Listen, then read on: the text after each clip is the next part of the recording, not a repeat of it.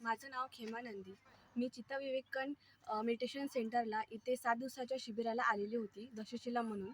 इथलं रुटीन एकदम फिक्स होतं. सकाळी आम्ही 4:30 पासनं उठत होतो आणि 9:30 पर्यंत हा रुटीन राहत होता. Meditation, sitting meditation, walking meditation, Dhamma talk हे सर्व गोष्टी होत होत्या.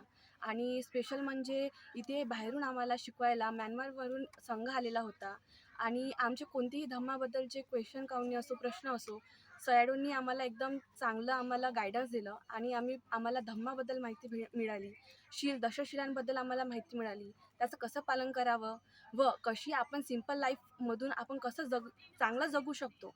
Simple life is the best way to live हे आम्हाला सयाडोंनी सांगितलेलं आहे.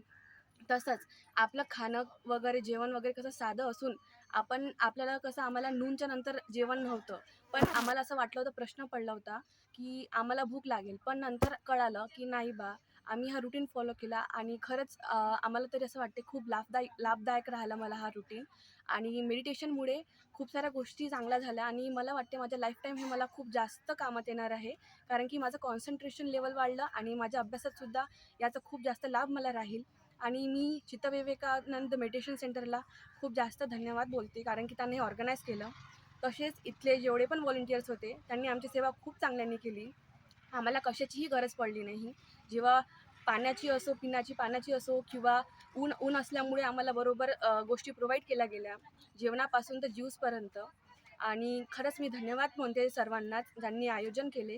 तसेच जे भिक्खू संघ आले होते म्यानमारचे, त्यांचं तर खूपच जास्त धन्यवाद. आणि मी रिक्वेस्ट करेल सर्वांना, की तुम्ही आपल्या लाईफमध्ये एक वेळा तरी इथे व्हिजिट करा आणि जे लोकं आहेत ते त्यांच्या लेकरांना इथं जर लहानपणापासून म्हणजे जर तुम्ही इथे पाठवलं तर त्यांना एक चांगली सवय लागेल आणि खूप जास्त तुम्हाला लाभदायक राहणार. धन्यवाद. नमो बुद्धाय. यानंतर जर तुम्हाला संधी मिळाली तर तुम्ही रिट्रीटला येणार?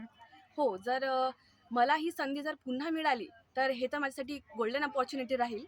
तर मी जर ही अपॉर्च्युनिटी जर मला जर नेक्स्ट टाईम भेटली तर मी याला सोडणारच नाही. आणि कोणी पण इथे जो नेहमी येणार एक वेळा, तर त्याला जर नेक्स्ट अपॉर्च्युनिटी भेटणार तर तो कधीच ही संधी सोडू शकणार नाही.